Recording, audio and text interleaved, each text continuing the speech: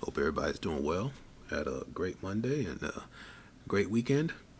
We're going to talk about DR today, and you know, interesting day because what happened was what I expected to happen, and but I wanted to follow my rules today. So, going to talk about what happened with DR, and at the end of it, sometimes you got to lose, right, to win. So, all right, here we go. Let's talk about it.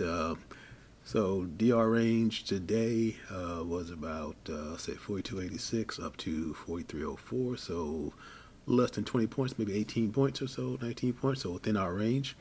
Let's look at our 10 o'clock real quick. Right, 9:55. Price comes down, hits the bottom, bounces off, and then this candle right here is 10 o'clock candle. You get in at the bottom, it takes you all the way up to basically a 10 point, easy 10 point run up here, and then it kind of collapses back down. So, once again, that 10 o'clock turnaround is there. Would have been a little bit harder to trade it today because it wasn't as clean, but it's still there. All right, so let's talk about DR. Now, everybody knows what was happening today. The big run up to Apple's Worldwide Developer Conference. Also looking for their VR/AR goggles and all that stuff. That's the expected announcement today. And so, throughout the morning, DR just kind of had the market just had a leisurely kind of move up, right? So I think the market was anticipating the Apple event. And if you've looked at Apple events before, honestly, a lot of times it's a buy the rumor, sell the news kind of event. And so once the conference starts, you kind of expect price to drop. And the market was kind of like waiting today. That's how I felt, like everybody's waiting for this Apple announcement. And so if you look in the morning, we came down.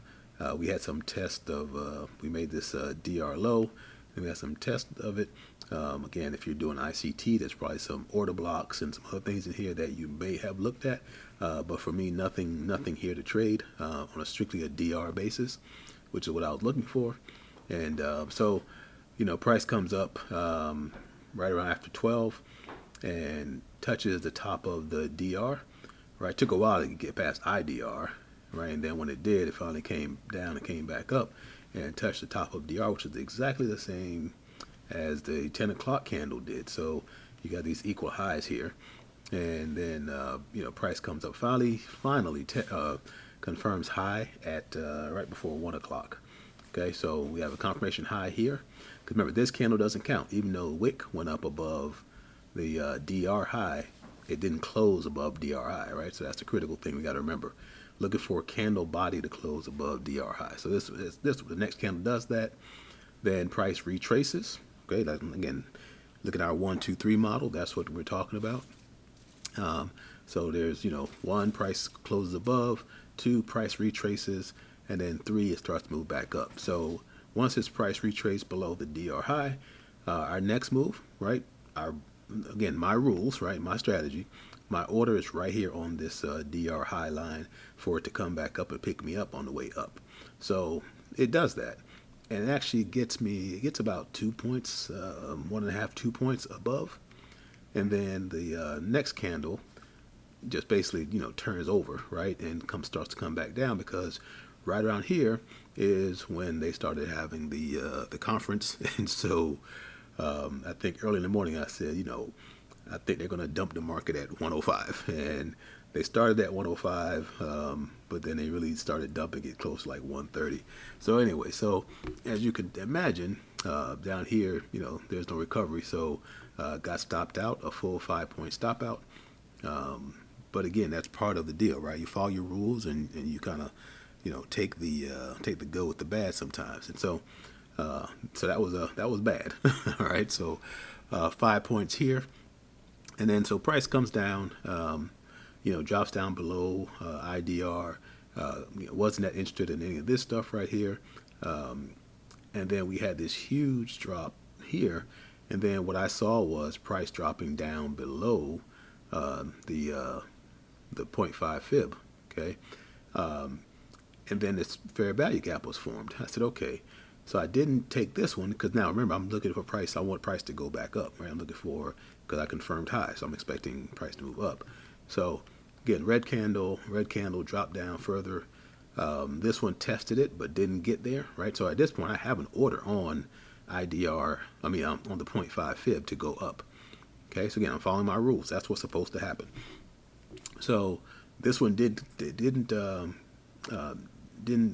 pick me up on that trade because it didn't go above. So it comes back down again, and this green candle picks me up. It goes up about probably like half a point or 0.75 ticks or whatever you want to call it, and now I'm seeing this fair value gap. This is a bearish fair value gap. What I was expecting was for it to go into that fair value gap, probably like halfway, and then I was actually going to take that trade off. Right? I was going to be like, I'm just going to scalp it. Okay, because normally that's what happens. You go into the fair value gap, then you come back out of it. So I wasn't expecting 5 points on here. I was expecting, maybe 3 points or something like that. But again, I'm following my rules, and so that's not part of the DR rules, right? But that's an ICT rule. But again, a bearish fair value gap. I'm expecting price to come back down, but it never went in there. It just turned over and started coming back down. So I'm here at 42.94. Again, we get stopped out on this trade. So that's full 5 point stop outs here. And now at this point, I'm done with trading for the day, right? I'm like, okay, this is not going to work out. So I saw price, came down again, and I was like, well, maybe they're going to set up a